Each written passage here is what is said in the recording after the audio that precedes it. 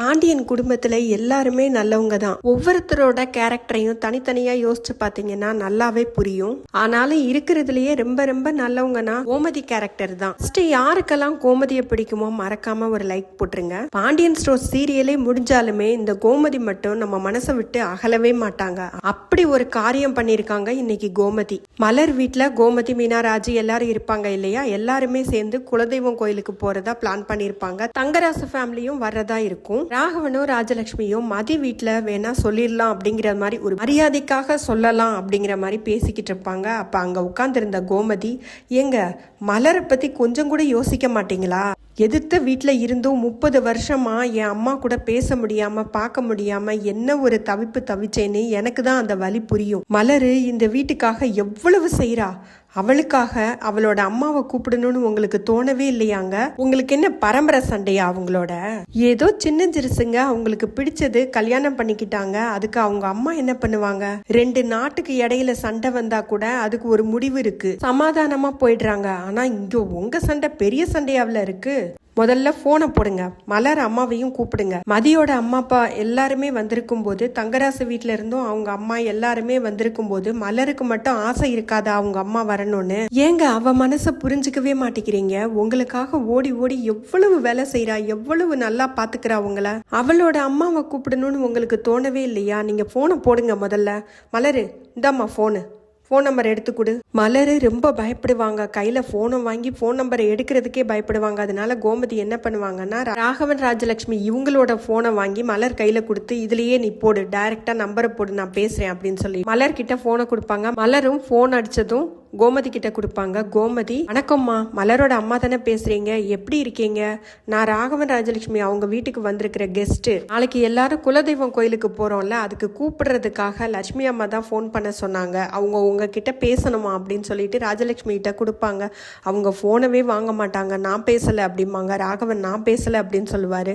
அப்புறம் ராகவன் என்ன சொல்வாருன்னா, அதான் குலதெய்வம் கோயிலுக்கு போறோம்னு அந்த அம்மா சொல்லிட்டாங்கல்ல, நீயே பேசிடு, நான் பேசினா நல்லா இருக்காது அப்படின்னு சொல்லிட்டு லட்சுமி கிட்ட கொடுத்ததும் லட்சுமி போன்ல, வணக்கம், எப்படி இருக்கீங்க? இதை கேட்டதுமே மலரோட அம்மாவுக்கு அவ்வளவு சந்தோஷமா இருக்கும். நான் நல்லா இருக்கீங்க, நீங்க எல்லாரும் எப்படி இருக்கீங்க அப்படின்னு கேட்பாங்க. அதுக்கப்புறம் ராஜலட்சுமி, நாளைக்கு குலதெய்வம் கோயிலுக்கு போறோம், நீங்களும் அவசியம் வந்துருங்க அப்படின்னு சொல்லி கூப்பிடுவாங்க. இதை கேட்டதும் மலரோட அம்மாவுக்கு என்ன பேசுறதுன்னே தெரியாது. சந்தோஷத்துல அவங்க போய்கிட்டு இருப்பாங்க. அந்த இடத்துலயே அப்படியே நின்றுவாங்க தெருவிலேயே. மலருக்கும் பாக்கியராஜுக்கும் அவ்வளவு ஒரு சந்தோஷமா இருக்கும். மலரோட அம்மா எதுவுமே பேசாததுனால லட்சுமி அம்மா என்ன கேட்பாங்கன்னா, என்ன லைன்ல இருக்கீங்களா இல்லையா அப்படின்னு கேட்டதும் மலரோட அம்மா, நாளைக்கு நான் கண்டிப்பா வரேங்க அப்படின்னு சொல்லிட்டு போன் வச்சிருவாங்க.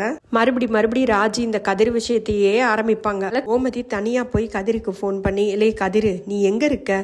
செந்தில் வந்திருந்தான், செந்தில் தஞ்சாவூர்ல இருக்கிறதா சொல்றான். ராஜி உன்னை இளநீ கடையில பார்த்ததாவும் சென்னையில இருக்கிறதாவும் சொல்றா. நீ எங்க தாண்டா இருக்க? சென்னையில இருக்கியா தஞ்சாவூர்ல இருக்கியா? என்ன பதிலே பேச மாட்டேங்கிற அப்படின்னு கேட்டதும் கதிரு, ஆமாம்மா, ராஜி சொல்றது உண்மைதான், நான் சென்னையில தான் இருக்கேன் அப்படின்னு சொன்னதும், என்னடா சொல்ற? ராஜிக்கு எக்ஸாம் இருக்கும்போது வராதவன் இப்ப எதுக்கு வந்திருக்க அப்படின்னு கேட்டதும், இல்லம்மா, அது வந்து கதிரு அதுக்கு சொல்ல போற பதில ஏற்கனவே 11ஆம் தேதி எபிசோட்ல நான் போட்டேங்க. ஒரு 3 ஆப்ஷன் கொடுத்திருப்பேன். அந்த ஆப்ஷன்ல ஒண்ணு தாங்க இது. அன்னைக்கு வீடியோவை பாத்தீங்கன்னா இது புரியும். கடைசியா கோமதி கதிர்கிட்ட, லே கதிரு, வீட்டுக்கு போனதும் ராஜி உன்னை சட்டையை பிடிச்சு சண்டை போட போறா, அதுக்கு ரெடியா இரு அப்படின்னு சொல்லிட்டு போனை வச்சிருவாங்க. நம்ம கோமதி அரசுகிட்ட பேசிக்கிட்டு இருக்கும்போது மலர் பின்னாடி வந்து கோமதியை கெட்டி பிடிச்சு, அம்மா ரொம்ப தேங்க்ஸ்மா, என் அம்மா கிட்ட எங்க பேசவே முடியாம போயிடுமோன்னு நினைச்சுக்கிட்டு இருந்தேன், ஆனா உங்க அம்மாவுக்கும் போன் பண்ணி தலை நிமிந்து அவங்க வர்ற மாதிரி செஞ்சீங்கல்ல, ரொம்ப நன்றிமா அப்படின்னு சொல்லிட்டு கோமதி கிட்ட அழுவாங்க. கோமதி, அதெல்லாம் ஒண்ணும் இல்ல மலரு, அதெல்லாம் ஒண்ணும் இல்ல, நீ அழாத அப்படின்னு சொல்லி அவங்கள ஆறுதல் படுத்தி அனுப்பிச்சிட்டு பாக்யராஜும் வந்து நன்றி சொல்வாரு. அப்ப என்ன சொல்வாங்கன்னா, நீ தான் பாக்யராஜ் நல்லா பாத்துக்கணும், உன்னை நம்பி வந்த பொண்ணு தானே, அப்ப நீ தானே பாத்துக்கணும், உங்க அம்மா அப்பாக்கு எவ்வளவு பணிவிட செய்யறா, அவளை இப்படி தவிக்க விடலாமா அப்படின்னு சொல்லுவாங்க. நாளைக்கு என்ன நடக்கும்னா, தங்கராசு கண்டிப்பா அங்க கோயிலுக்கு போயிட்டு நிறைய பிரச்சனை பண்ணுவாரு. கோயிலுக்கு போறதே பெரிய விஷயம், அதுல மலரோட அம்மா வேற வர்றாங்களா, கண்டிப்பா அங்க போய் பெரிய சண்டை இருக்குங்க. கதிரும் முத்துவேலும் எப்படி சென்னைக்கு கிளம்பி வந்தாங்களோ அதே மாதிரி அவங்க 2 பேரும் குன்னக்குடிக்கு கிளம்பி போயிருவாங்க. அங்க போய் தான் ராஜிக்கும் கதிருக்கும் பெரிய சண்டையா வரும். கடைசியில என்ன ஆகும்னா, முத்துவேலு அவரோட வாயாலேயே உண்மையை சொல்ல வேண்டிய நிலைமை வரும். அப்படித்தான் இனிமே எபிசோட்ஸ் இருக்கும்.